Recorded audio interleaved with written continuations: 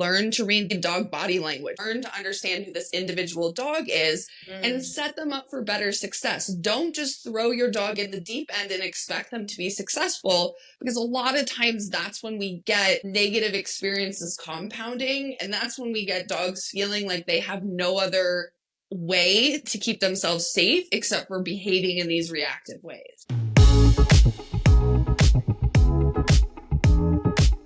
Hello, everybody. Welcome to MythBarkers. Today we have a very special guest, Rachel Laurie Harris, who is a certified professional dog trainer of A Good Feeling Dog Training and host of Disorderly Dogs, the podcast. Welcome. Thank you for having me. I'm excited to talk about my favorite subject today. Yes. I'm so excited. I've been following you on social for a long time now. I feel like I know you even though we're just meeting, and I really love your podcast. To further introduce you, Rachel is just a fantastic dog trainer who specializes in reactivity and aggressive behaviors. This is something that both Yena and I are very personally passionate about, and just love the way that you emphasize the importance of human and dog connection and building that relationship, and also the soft spot that you have for the blockheads and pitties, something else I absolutely adore. I love a giant head, and I love dogs who's like a little complicated, They have a big head, probably going to fall into like my favorite type of dogs. Yeah, they're the best. When they look at you with that forehead and those eyes, it's just melt city. And they're lucky they're cute, because a lot of times they're difficult, but they're worth it. I love, right? Yes. Even though they're more work. So let's just jump right in. Tell us about your first dog and what made you want to dedicate your life to dogs. Well, so my story is different because I didn't grow up with dogs, actually. I wanted a dog my entire life. And my mom had a negative experience with the dog, so she never let us have a dog. So, a typical like teenager, I moved out of my parents' house and I was like, I'm getting a dog. So I got a dog, and it started me on this whole journey. He was a little pit bull mix that we rescued from the shelter. It was so sad. We didn't even know he had a tail because it was like tucked under his legs. He was so scared. And Sunny is the reason that I'm a dog trainer. He started out being super scared of everything, and then he just started to display reactive and aggressive behavior, and I felt like I was in over my head. And it was really through my life with him that I cultivated kind of this passion for the complicated dogs. And through him, I met with a local trainer and she became my mentor. And that was 13 years ago now, which is crazy. Wow. So I've been at this for a long time, but a complicated pit bull mix is the reason that I'm a dog trainer today. I always love hearing the origin stories because they're all so different. And I feel like dogs approach this in different ways and have such great impact on us that we do make that shift, and then all of a sudden, like, they're our center of our universe. So what is the best part of your job and the most challenging part of your job? I think the best part of my job is just seeing committed people just care so deeply about their dog and taking advice and seeing their relationship and their lives really transform. That's the best part. Like, I love dogs, obviously, but I equally love the people who love these complicated dogs, and people trust me. They bring me into their homes, into their lives, and I adore that connection. Getting to know people who just care for their dogs so much and seeing the relationship between the human and the dog really be transformed because of some of the advice I'm able to give my clients. I think the most challenging part of my job is probably just like the instant gratification culture that we live in. And there are so many people who call themselves dog trainers who claim they can fix dogs. And that's challenging as someone who knows that behavior is very complicated and nuanced, both dog behavior and human behavior, because some people watch some Instagram reels about how this trainer fixed their dog and they want me to come in and fix their dog. And I have to gently guide my clients to understand that your dog isn't broken. We're not trying to fix your dog. We're trying to enhance who they are and how they can be more successful and how you can love, appreciate, and celebrate them just that much more. So it can be challenging to counterbalance some of the quick fix dog training. Those are myths too, but we won't talk about that. today. There are so many myths we could get into around dog training. Oh my gosh. That's Yeah. part of why we started, because especially in social media, there's a lot of perceptions that are put out there that are simply not correct. And I really love your emphasis on patience and consistency and the fact that changes happen over time, over repetition. We as human beings should have compassion for that because we're like that. Like, I don't get rid of a habit, like a bad habit overnight. Yeah, and I think we all have to take a step back and realize how complicated behavior change is for ourselves. And that's a lens that I shine on my clients a lot when they're feeling frustrated. They just want their dog to do X, Y, or Z. And I have to back it up and put it in perspective for them, you know? And like a lot of my clients are amazing people who have rescued dogs from really complicated backgrounds. And I have to help them understand, like, you don't have this like blank slate puppy that you can just like mold into what you want. You have this dog who had these unfortunate experiences before you, and that's going to inhibit some of the things we're doing, but that is not a problem, right? That's actually a strength that we have this dog who came from these complicated things. We just have to celebrate our dogs for who they are. I always talk about we can't shove dogs into boxes. Dogs don't fit into squares, right? Like dogs are this big complicated version of themselves, and we're so much better off celebrating that instead of trying to resist that. Oh, I love that. I think we need to echo what you were saying, like get people to appreciate their dogs for who they are and what they've experienced, and stop trying to change our dogs and try to help our dogs more and support them. So I just want to jump right into our overarching myth today because, you know, MythBarkers, we want to debunk all these myths and misinformation. Reactive dogs. The myth that reactive dogs are aggressive dogs. One and the same. First and foremost, like how would you define reactivity? What is a reactive dog? So I say me and my team, we define reactivity as dogs who have responses that are more intense and longer lasting than you would expect to what we humans would categorize as normal stimulus. So dogs who are faced with certain triggers, another dog, people, skateboard, and when faced with that trigger, they behave in a very outward and intense way that feels out of the ordinary from the human lens. Love that you didn't once mention the word aggressive in your definition of reactivity. I'm just calling that out right there.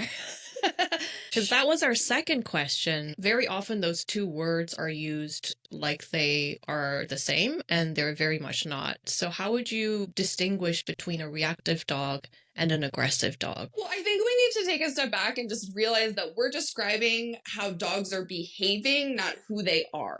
Yes. Right? And we can't deny the fact that all dogs are capable of behaving in aggressive ways. All dogs are. We can't deny that. But when we're faced with dogs who are displaying reactive behaviors, my goal is always to get curious and help my clients understand why the dog is displaying those outward reactive behaviors, which can be lunging, they can be barking, they can be spinning around in circles. We call it tornadoing.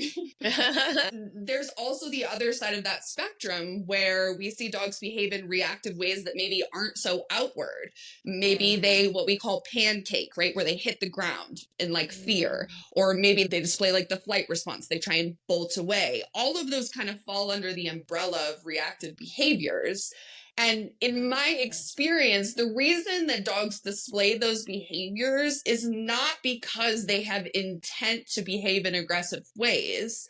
They are just doing what their little brain tells them in that moment to keep themselves safe. And I think that that's so hard for people to understand at the surface level, especially when we're talking about like large breed dogs who are behaving in really outward ways, is we think we need to control these dogs. We need to teach them who's boss when that couldn't be any further from the truth. Dogs who are behaving in reactive ways are having a hard time. And our job as the dog's guardian is to help them feel better, feel safer, and teach them ways that they can behave that are going to help them feel safe. They're going to help them feel comfortable, and in turn, make our lives a little bit easier and attract less of the public's attention. Yeah, I love that definition. Wow. That's the episode, folks. Okay, we'll just leave everyone with that. That's like a different perspective. Do you think dogs are innately reactive, or do they become reactive and exhibit reactive behaviors from experiences in their lives? I think that the reason that dogs behave in reactive ways is complicated in the sense that there's a lot of contributing factors. So their genetics, their early life, their early experiences, those all play a really significant role in why dogs will or will not react. And there are some breeds of dogs that are more likely to behave in reactive ways just because their genetics were selected for paying attention to things, right? Yeah. So, like herding dogs, for example. Yeah. All herding dogs are not reactive, but herding dogs were genetically selected for looking at things, stalking things with their eyes, controlling things with their movement. And sometimes those behaviors, if we don't give them appropriate outlets, they can manifest in unwanted ways. But, it's really a combination of genetics, early history, their complete learning history. There's so many contributing factors. And sadly, I wish I didn't have to see this, but there are certainly dogs that become reactive because they're treated in intense and what I would call outdated ways in training, right? So you can take a dog who isn't reactive and you can certainly teach them to be reactive by using fear, intimidation, pain, which is sad. I wish that wasn't the truth, but that's another way that a dog can become reactive. I'm really glad that you pointed that out because we always assume it's just the past and not, we kind of tend to remove the human being away from it. But as you said, the way they navigate situations that feel uncomfortable, that incite fear, that's going to create nervousness and create reactivity. So thank you for pointing that out. That's so important. I saw a social media post where you were introducing a puppy to the world, and it was a very different method than I had experienced before. Can you talk us through this methodical approach? So there's a lot that goes into puppy socialization. And I think that really the overarching theme with puppy socialization is twofold. One, timing. So basically we're talking 8-ish weeks old to 16 weeks old. And in that time, they're really, really moldable. The experiences that they have in that time are going to be more potent than they would be if they happened after that timeline. And what we're trying to do in that timeline is expose the puppy to the world that we want them to be successful in a manner in which the puppy feels safe and secure. And once we kind of get to the safe and secure, then we work on boosting confidence. And then we sprinkle in just a little bit of training. And when we can do that, we can prevent a ton of reactive behaviors because our puppies are not feeling scared. Our puppies are not feeling overwhelmed. And when we can prevent those feelings from happening, we're going to raise a puppy who is much more capable of existing in this big, broad, vast human world that we want them to just tolerate and accept. And I think that a lot of the challenge of dogs who you don't have the luxury of having them in that timeline is they likely did not get that. Right. They did not feel that safety and security in the world. Actually, on the flip of that, they probably felt really scared. And worst case, they probably had some really negative experiences. So I'm a big fan of backpack socialization. You take your little puppy, you put them in a backpack, they feel safe and secure. Nobody's going to come up to them. No dogs are going to run up to them. And they just come with you to see the sights and sounds of everyday life. I'm so glad that you said that. Like, not all of us have that luxury. A lot of people don't get the dog before they're 16 weeks old. So we're all about helping pet parents. What do you suggest people do to prepare their dogs to try to avoid them exhibiting those reactive behaviors? Do you have any suggestions or guidance that you would give someone? So I think in the early days of your relationship with your dog, whether you have a 5-month-old puppy, you just rescued an adult dog, those first few weeks with your dog, get to know your dog. Don't overdo it. Do not take them to the dog park right away. Do not take them to busy places right away. Bond with them. Let them feel safe. Let them feel secure. And the best advice I can give is look at the dog in front of you and see how they're doing. If your dog is scared, you can tell they're nervous. You can tell they're fearful. don't overdo it. Keep Mm. their world small, keep them feeling safe and secure, work on bonding with them, work on some simple confidence building exercises, and seek out the help of a professional. And that's definitely a mistake I made early on with my dog Sunny, is that he was really scared. And I didn't take the time to acknowledge who he was as an individual. I just decided like, oh, I have this dog. He wants to go places. And he didn't. He was really scared. And I think that that probably was a contributing factor in some of the reactive behavior that we saw later in his life. Did I do it intentionally? No, of course I didn't. But we have to pay attention to the individual dog that's in front of us. Learn to read the dog body language. Learn to understand who this individual dog is and set them up for better success. Don't just throw your dog in the deep end and expect them to be successful, because a lot of times that's when we get negative experiences compounding, and that's when we get dogs feeling like they have no other way to keep themselves safe except for behaving in these reactive ways. Yeah. It kind of reminds me of when I first got Luke. We were instructed to really give him a lot of space and go super slowly. And I didn't understand it fully then, but now I kind of understand based on what you're saying. It gives them a place where they can be guaranteed safe. And from then on, they can build a confidence to do other things. My first dog that I adopted 10 years ago, Rollins, we got him, I think he was 12 weeks old. We wanted to bring him out, but as brand new pet parents, you don't know where you can bring your dog safely. We waited until he was fully vaccinated, and then we couldn't get him into daycare until he was old enough, right? So he was just home all the time, and his world probably wasn't big enough. And hindsight is 2020. Maybe we could go through some scenarios and you could give some quick kind of guidance. I know obviously people should work with trainers, and we want people to seek out help for their dogs, but there's probably some high level guidance that we could start people off with. Yeah, and I think we just have to delineate it in two different directions. Okay, so if you have a dog that is younger than 16 weeks old, backpack socialization. That would be my best advice for you. If you have a dog that is any other age range, 16 weeks and beyond, I think that there's a lot of different things that you can consider. So let's give an example of like a year-old dog that just came out of the shelter. You live in an apartment, you have to walk the dog, right? So you can't just like not take the dog out into the world. A lot of times what happens with dogs who are under socialized, dogs who come from a complicated background, dogs who are figuring out how to exist in this new world that we've introduced them to, we automatically just bring the dog out and just expect dogs to like do dog things like walk on the leash, walk past people, walk past other dogs, which sometimes we get really lucky, right? We get a dog who's relatively well adjusted and we can pull that off. But if you have just rescued a dog and you're taking them out into the world, my advice to you would be just to be very smart and thoughtful about creating just a little bit of distance from all the things that they might encounter as you get to know. So you take your dog out for a walk on leash and you pass some other dogs.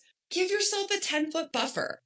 Give yourself a 10-foot buffer from bicycles, because 9 times out of 10, if you can give your dog some space, they're going to be able to behave in a more desirable way than if you just put them in a situation where they're like 2 inches from another dog, they're not sure what to do, and then they behave in a reactive way. So I think a really simple, actionable step that listeners can take is just to give your dog some space so that you can observe how they respond to certain stimulus under those conditions. And if you give your dog a lot of space from people and they don't really seem to care about people, that's really good feedback that you probably don't need to give your dog that same level of space anymore. But so much of it is just carefully observing, how is your dog responding to certain things? Where do they need your support? Where do they not need your support?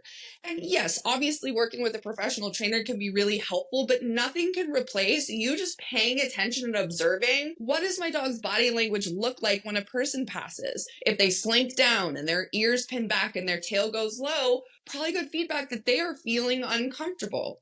Sometimes it's the flip side of that. The dog is like lunging to get to the person, their ears are forward, that little tail is up, and they're really enthusiastic. Sometimes we gotta rein in that enthusiasm, because like not every human wants like a dog just like, hey, how are you? Lunging at them. But giving space and observing and starting to learn who your dog is, how they feel about certain things, how they're gonna respond under certain conditions is an amazing place to start, and a place that you're gonna start, but you're never gonna stop. We're all always observing how our dogs are doing, but as you get to know them more, it makes it easier to be successful in a lot of these like busy situations because you know your dog better and you know when they need your support and when they don't. You said not to jump in the deep end, so start small and start in areas where you can maybe control a lot of the stimulus, so not as crazy, not as busy. I'm sure, that's maybe more challenging in the city than the suburbs where I am, but it seems like you want to start small and then build gradually with more exposure and experience. I think even for people who live in the city, pay attention to the timeline of the day, right? Like if you live in an apartment building and you know that most people are going to get their dogs out between 8 or 8:30 before they leave for work at 9, can you go earlier than that? Can you adjust your schedule so you can go a little bit later? Those of you listening, if you have a reactive dog, you already know this. You know the inner workings of the neighborhood timeline. You know if the weather's nice, people are going to do this. You know if the weather's not nice, you're probably good. It's like you just learn those things out of necessity because you want to do the best that you can to set your dog up for success. Absolutely. I know the times when I can have the space all to myself is when it's raining, when it's snowing. I love to take him out during those times because then, he can run around. He's got like free range and he loves like running like a horse. So say after this sort of process of socializing them slowly to different stimulus, different sounds and sights. If they exhibit curiosity and they want to meet another dog, what would you say is the best way for one dog to approach another at this stage? So that's a super complicated question just because it's super nuanced and every dog is an individual. But I think generally speaking, if you have a dog and they've shown interest in dogs and you are interested in introducing them to a dog, parallel walking. So walking together and instead of just like walking directly at each other. Generally speaking, dogs going nose to nose, like going right directly at each other, not super polite in the dog world. Something that's super polite in the dog world is if dogs notice each other, what they'll do is they'll curve around each other and go nose to butt, nose to butt. That is like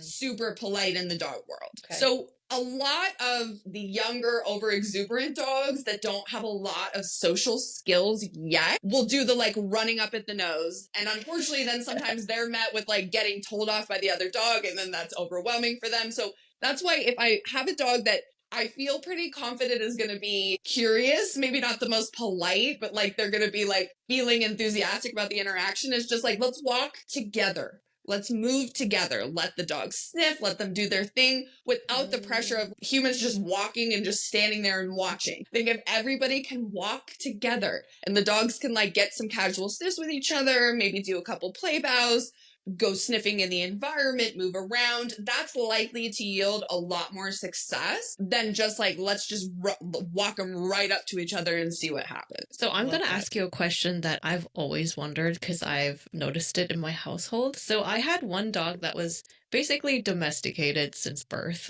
He passed away. But then there's Luke.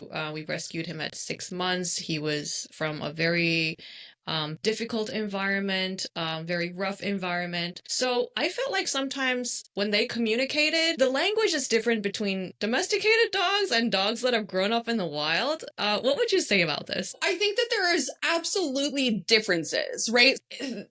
I think something that's hard for us Americans to conceptualize is that like the vast majority of the dog population on the planet are actually wild, free roaming, whatever you want to label them.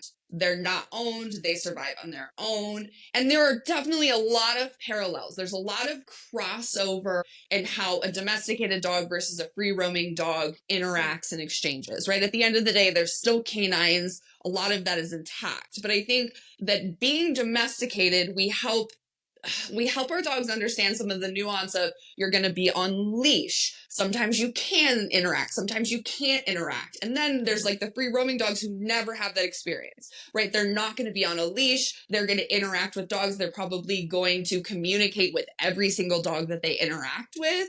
And that's super common. But there's definitely still that parallel of like, there's a lot of things that are still rude and still polite, whether you're a free roaming dog or a dog who's really well domesticated and lived humans in our busy society. So that's good to know, but I think then one of my dogs was being rude.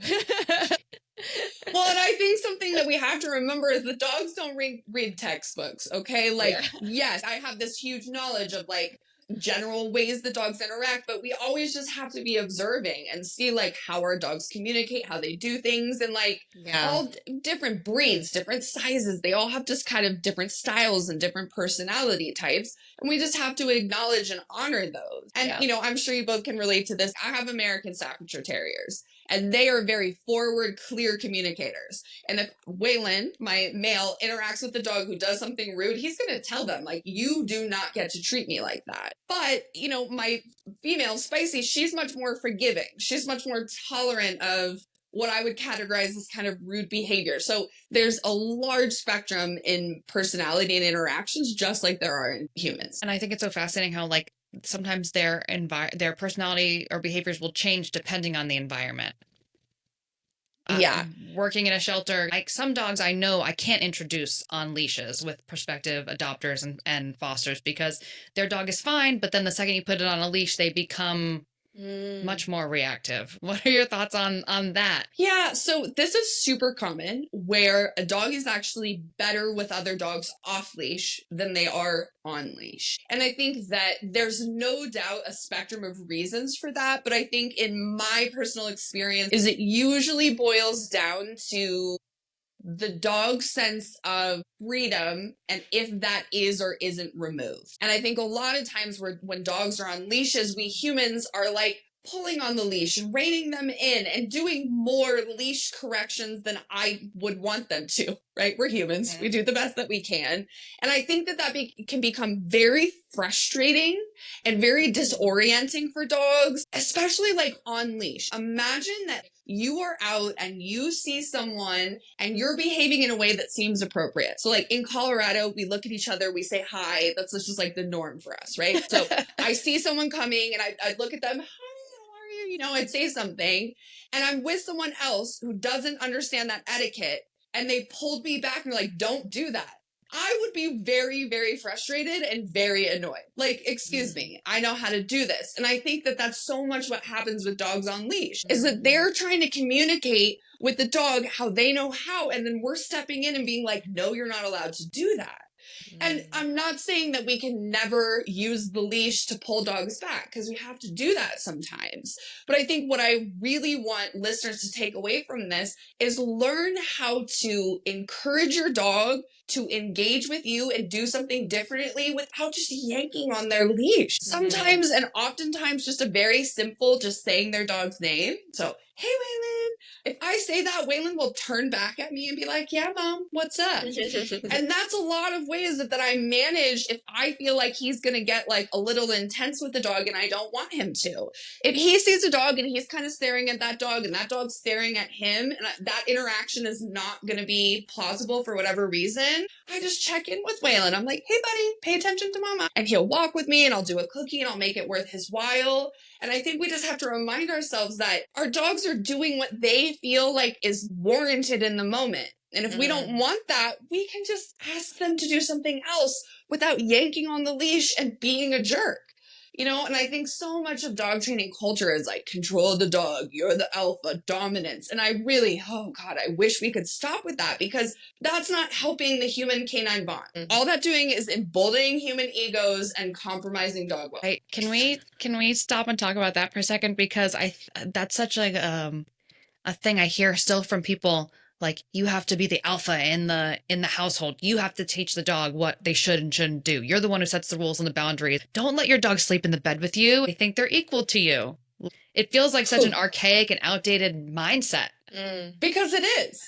So first and foremost, the dog does not view you as the alpha. The dog knows that you are a human and they are a canine. So let's just set the record straight on that, right? The dog does not think that you are the alpha.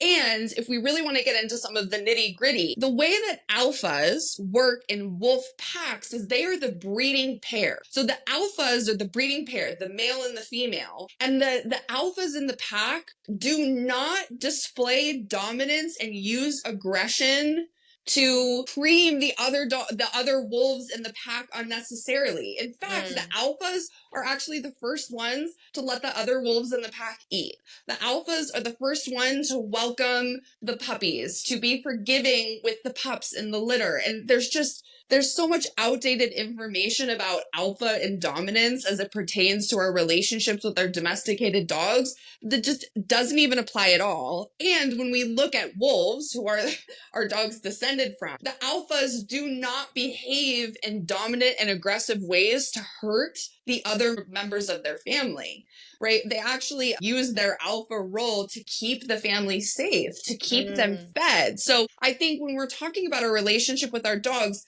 I always encourage my clients to think about us being a team. Yeah, we're the humans and it's our job to teach them things. It's our job to keep them safe. But the best and most rewarding relationships with canines is when it's a two-way street. We're not teaching them everything. Our dogs are teaching us things too, and we're working together. It's not a hierarchy. It seems like the idea of we need to be dominant with our dogs came from people, not even the dynamic of the observation from nature. It's a very manufactured concept. Yeah, so the role of like alpha and dominant actually dates back like 30 years to a study of wolves in captivity, which the author later debunked. Seriously, like 2 years later, he's like, whoa, we've got this all wrong. What we're observing of wolves in captivity is not how they behave in the wild. But I think that there's also this element of like some of the early origins of dog training in American culture were modeled by what they were doing in the military, right? So being militant, teaching dogs to obey, and that's where obedience comes from. And unfortunately, we just haven't been able to unlearn that because a lot of TV and pop culture keeps perpetuating these trainers who call themselves dominance-based trainers, right? And Cesar Millan is an example of that. Yeah, like how are we gonna help the dog guardian population in the States be more successful if Nat Geo, this giant platform, keeps putting Cesar Millan on a pedestal when what he says is actually really outdated, and it's so based in ego and instant gratification and not always the dog's well-being. And that's what I'm up against, right? Like that's what all of us dog trainers are up against, is continually fighting. And that's why I'm certified. That's why I'm a certified trainer, to kind of push the industry. But yeah, it's difficult out there if you're a new dog parent, like trying to figure out like what it's all about. But to set the record straight, you do not need to be the alpha. Your dog's never going to view you as the alpha. Your dog's going to view you as the controller of everything that they get to do in their lives, right? You're in charge of food. You're in charge of when they go out. You're in charge of what they get, what they don't get. You're already in charge of everything. You don't need to be dominant and you don't need to be a jerk. You just need to be compassionate. We can set boundaries, but there's no need to be dominant. I listened to this part on your podcast and I was like, yes, this is where it came from. And I'm so glad that today we get to do our small rebellion to fight against it. It just compromises the relationship you get to have with your dog. It makes you feel like you shouldn't be compassionate. It makes you feel like you shouldn't spoil your dog. And like, that's ridiculous. The point of bringing a dog into your life is to treat them well. We're bringing dogs into our lives because we love dogs and we want to give them a good life. And we just need to detract this, you need to be dominant or you need to be the alpha, because that just takes away from the experience that we're trying to cultivate with our dogs. Yeah, for both humans and dogs, actually. Yeah, absolutely. I'm sure you get so much more actual long-term success from that healthy relationship, from trusting them and caring for them and being empathetic and all of that, versus this outdated, archaic mindset of control and dominance and everything. Well, again, we live in this instant gratification society where like a lot of people, especially people with privilege, with wealth, they get dogs and they send their dog to like a 3-week board and train program where the trainer is going to fix them and they're going to come back trained. And I think that we as consumers have to stop doing that. We have to realize that it's up to us. If you get a dog, you need to bond with the dog. You need to learn how to train the dog. And not that you can't get some support, but like, It's not just drop the dog off for 3 weeks and they just use cruel and outdated methods and give them back to you, because oftentimes that just makes the dog worse. It doesn't actually make them better. And on the topic of reactive dogs, I think that there are a lot of dogs who are tolerant of methods that I wouldn't choose to use in dog training. But when it comes to reactive dogs, they are particularly susceptible to the negative effects of aversion-based and dominance-based dog training. Because again, at the end of the day, the dog is having a hard time. They're struggling to cope with the things that they're facing. And if all we do is we slap a prong collar or an electronic collar on them and we punish them every single time they react, what we're doing is we're teaching that dog to shut down and not behave. And that is, one, really cruel. And two, oftentimes dogs don't shut down always and forever. And once you stop using those aversive training tools, the behavior comes back even more intense than it did before. And, I think that there are trainers across the board who love dogs and do their best. But if you have a reactive dog, aversive training is definitely going to make it significantly worse for them. And so many of my clients come to me because they didn't know better, and they sent their dog to a 3-week board and train, and the dog came back and the dog was never the same again. So I just want to encourage everyone listening that if your dog is behaving in really intense ways, it feels intense. It feels like we need to control them. It feels like the use of aversive tools is justified. But when you can take a step back and realize that your dog is having a hard time and they need you to help them feel better, you need to help them learn to cope in better ways, it is going to yield way better results in the long run. And we're not going to compromise the emotional well-being of that dog during the process. I'll say the only time I've heard the board and train in a positive light is on television. And everybody else that I've heard from in real life have said exactly what you've said. My dog came back actually traumatized, and it's really difficult for them.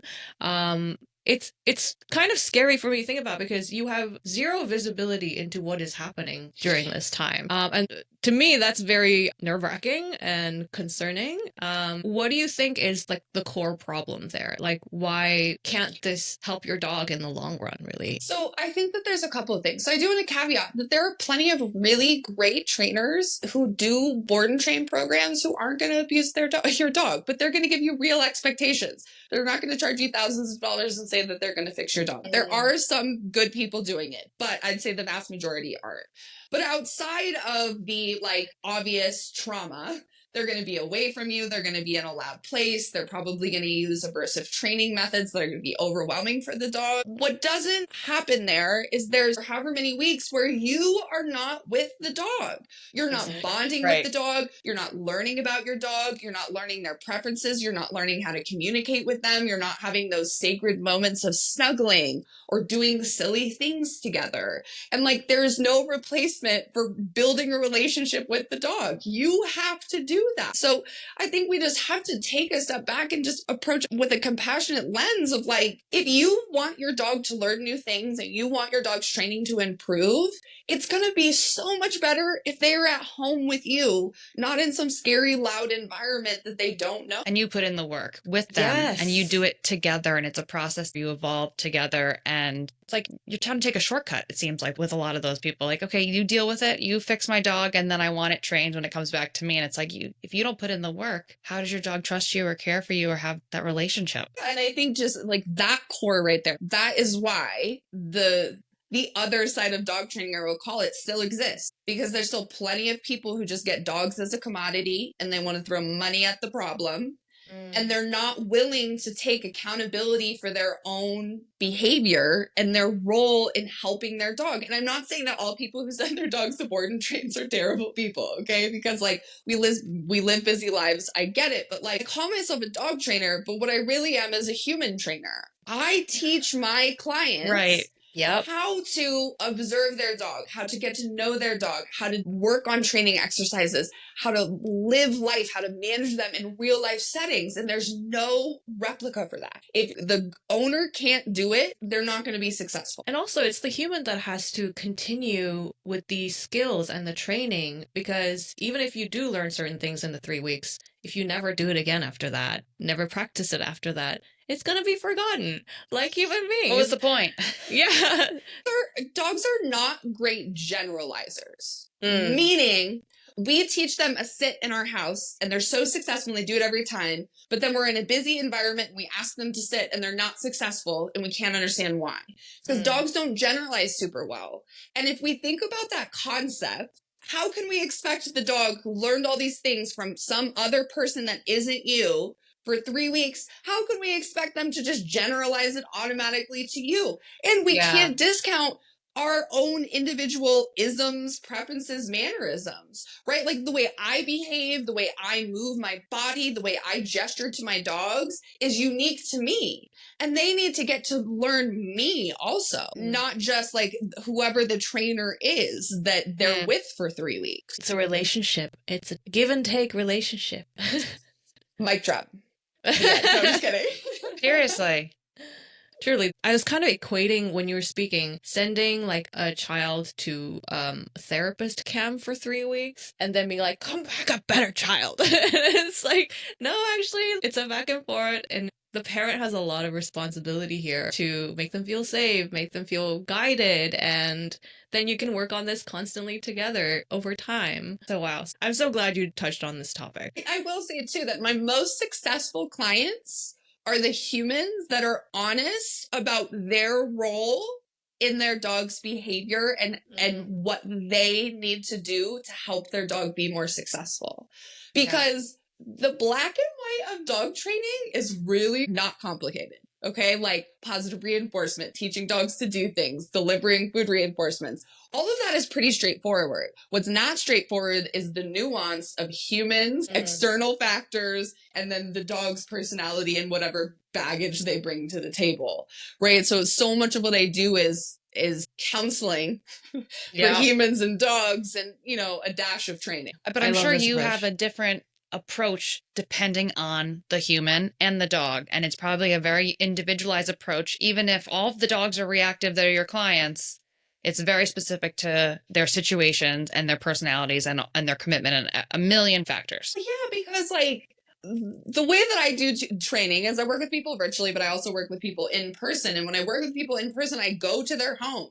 What is your life like? What is your neighborhood like? What are your friends like? What is your dog like? No, because I need to know all of those things. There's no cookie cutter recipe for anything. I have to acknowledge who the human is and who the dog is and what the exchange in their environment is and how we can leverage that so that they can get to the most success. And I think too that every guardian's perspective and desire is different. Some of my clients really want like precision behaviors that are really reliable in a lot of environments. Some of my clients just want their dogs to be happy and they just want to be able to communicate with their dog better. And I think that that's why I've been successful, because I just meet the dog and the guardian where they're at without some preconceived notion of I need to give them a black and white framework of what success does or does not look like. So you mentioned home visits.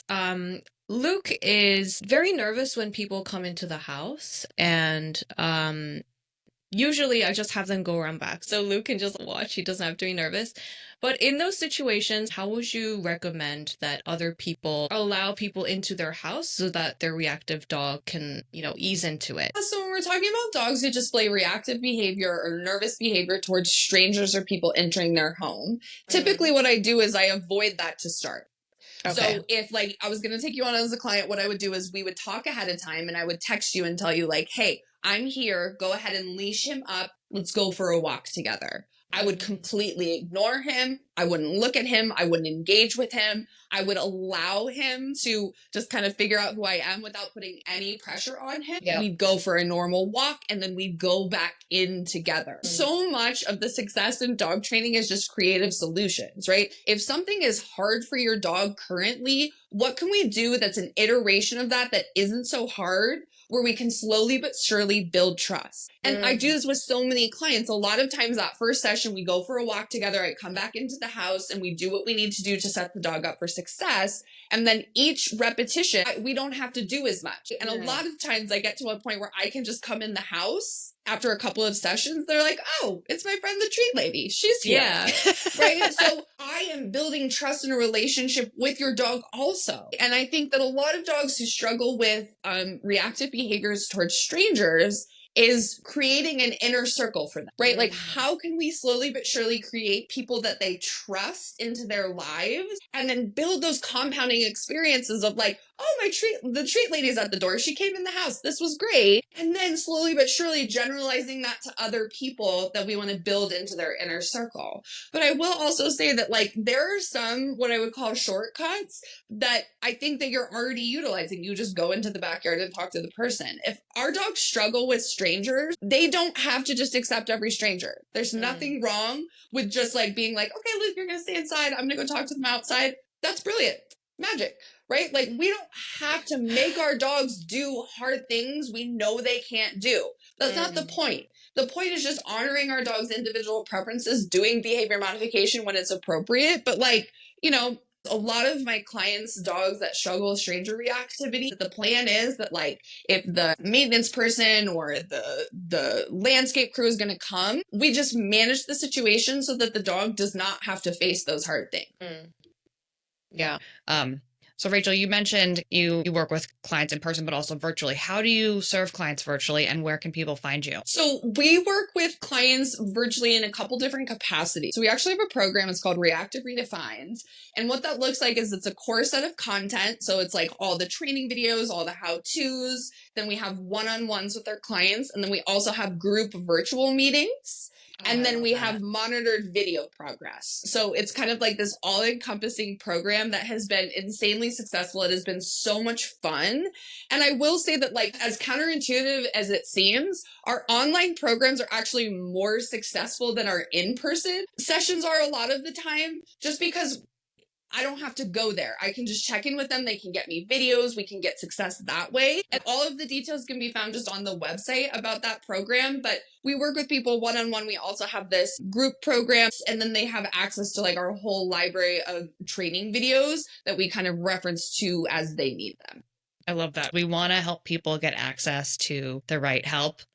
And I've done hundreds of episodes on reactivity of disorderly dogs. So that's a free resource too, right? Like if you're struggling with reactivity, just go to disorderly dogs and type in key phrase reactive, and there are hundreds of episodes to listen to. How has that experience been as new podcasters asking an experienced person with over 300 episodes? What has that experience been like for you? And like, why did you decide to start a podcast? You know, I think I started the podcast to combat disinformation, really, because I was so annoyed. I was just like, why are all these alpha bros out here spewing all of these lies? So that's really why I started, to be completely frank. And then after I kind of started going, I just was like getting messages from these people I didn't know who were like, dude, seriously, you have transformed the way that I view my dog. You have transformed the way that I've been able to communicate with my dog. Love it. You know, positive reinforcement works for people too. And when I was getting those messages, I realized that by sharing my perspective, my experience,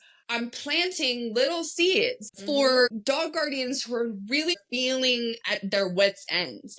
But if they can find one of my episodes and that can plant the seed for like treating and training their dog in what I think is the most humane, kind, compassionate way, worth everything.